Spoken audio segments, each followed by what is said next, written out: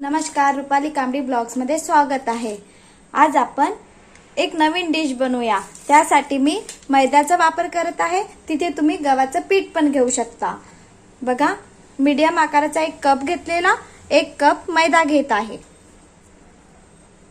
त्याच कपनी अर्धा कप पुन्हा मैदा घेतलेला आहे।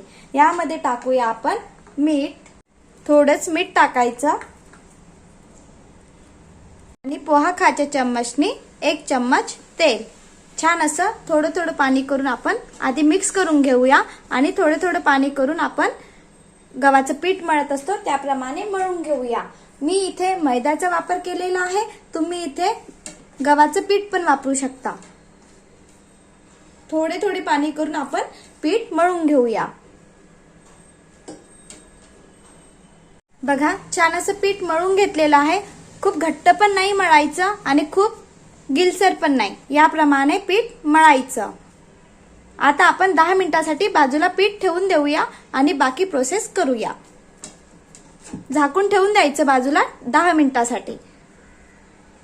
इथे मी पत्तागोबी किसून घेतलेली आहे, कांदा घ्यायचा आणि गाजर पण बारीक किसून घेतलेला आहे। एक पातेलं घेऊया, यामध्ये टाकूया पत्तागोबी किसून घ्यायचं। कांदा बारीक कापून घेतलेला आहे। आपण आज एक नवीन डिश बनवत आहे, म्हटलं चला तुमच्यासोबत पण शेअर करूया। बाहेरचं खाण्यापेक्षा घरी बनवलेलं अधिकच छान असतं। गाजर पण छान किसून घेतलेला आहे, बारीक असा किसून घ्यायचा। यामध्ये टाकूया अद्रक। आपण यामध्ये अद्रकचा वापर जास्त करत आहे। अद्रकला पण छान असं किसून घ्यायचं। यामध्ये टाकूया मिरे पावडर। मिरे पावडरनी छान चव येतं। चवीनुसार मीठ छान असं मिक्स करून घेऊया। मीठ टाकल्यानंतर भाजीला वगैरे पाणी सुटत असतं, तर आता आपण एका कापडमध्ये काढूया आणि याला पाणी सुटलेलं आहे ते पूर्ण बाजूला काढून घेऊया। बघा, पूर्ण मिरे पावडर आणि मीठ मिक्स झालेलं आहे।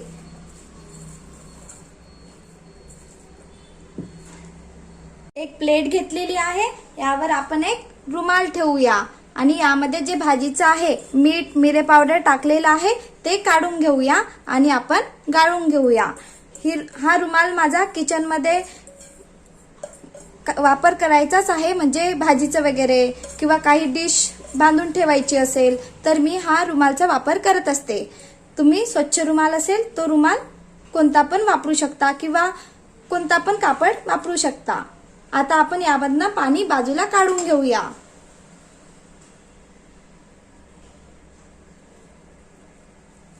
मीठ टाकलेलं आहे तर पाणी सुटत असतं। बघा, छान असं मी यामधनं भाजीपाल्यामधनं पाणी काढून घेतलेलं आहे। हे पाणी खूप पौष्टिक असतं, आपण पराठा बनवण्याकरिता वगैरे वापरू शकतो। बघा, छान असं पाणी मी काढून घेतलेलं आहे। आता आपण पीठ बाजूला ठेवलेलं होतं 10 मिनिटांसाठी। 10 मिनिट झालेले आहे। आता आपण रेसिपी बनवण्याकरिता घेऊया। तुम्ही यामध्ये हिरवी मिरची पण टाकू शकता, मी नाही टाकलेली आहे कारण बाळ वगैरे खाणार म्हणून नाही टाकत आहे। आणि तसे मिरेचं पावडर टाकलेलं आहे तर तिखट होतातच। छान असं मिश्रण बनून तयार आहे। आता आपण पीठ मळलेलं होतं ते घेऊया आणि जे रेसिपी बनवायची आहे ते रेसिपी बनवूया। बघा, छान असं पीठ रेस्ट झालेलं आहे। 10 किंवा तुमच्याकडे वेळ असेल तर 15 मिनिट तुम्ही बाजूला ठेवू शकता। आपण थोडे थोडे तुकडे मध्ये करून घेऊया। बघा, या प्रकारे छान असे छोटे छोटे याच्यामध्ये तोडून घ्यायचं। पूर्ण छान असे गोळे बनवून घेतलेले आहे आणि कढईमध्ये पाणी पण प्रीहीट होण्याकरिता ठेवलेलं आहे। आता आपण मोमोज बनवूया। मिश्रण पण तयार आहे, गोळे पण बनवलेले आहे, त्याला आपण लाटून घेऊया।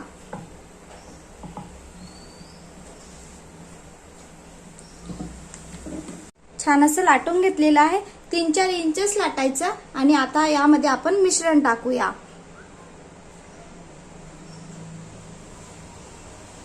खूप मोठं पण नाही लाटायचं आणि खूप छोटं पण नाही।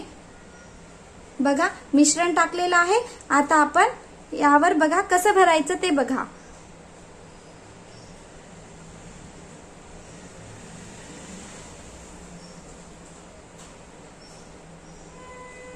या प्रकारे फोल्ड करून घेतलेली आहे.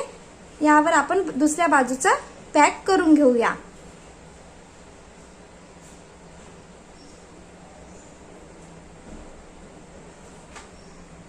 बघा छान आकार आलेला आहे. पुन्हा मी दुसरा भरून दाखवत आहे. एक गोळा घेतलेला, याला आपण लाटून घेऊया.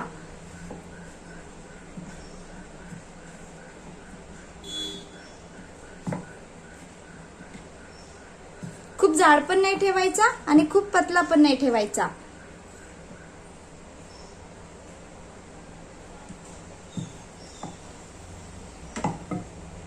बघा लाटून घेतलेला आहे. यामध्ये आपण मिश्रण भरूया.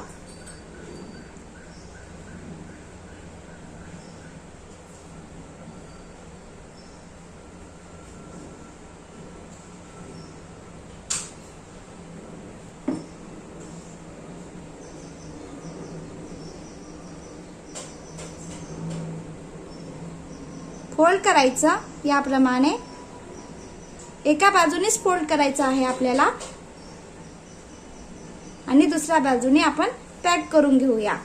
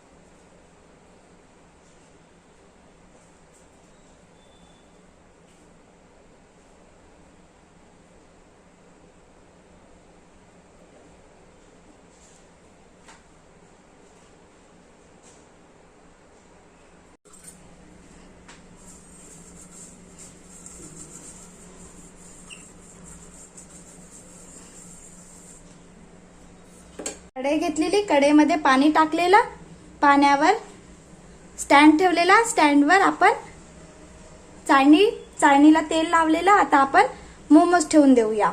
किंवा तुम्ही इडली पात्रामध्ये पण बनवू शकता किंवा या प्रकारे बनविले तरी चालेल. पाणी प्रीहीट होण्याकरिता ठेवलेले होते. कढईला तेल लावायचं आणि छान असं आता मोठं भांड आपण झाकून देऊया.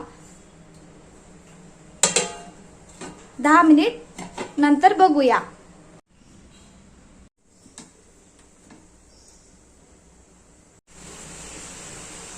वाव, छान असे मोमोज बनून तयार आहे. फक्त 10 मिनिट शिजवायचं आहे. पण मोमोजला काढून घेऊया.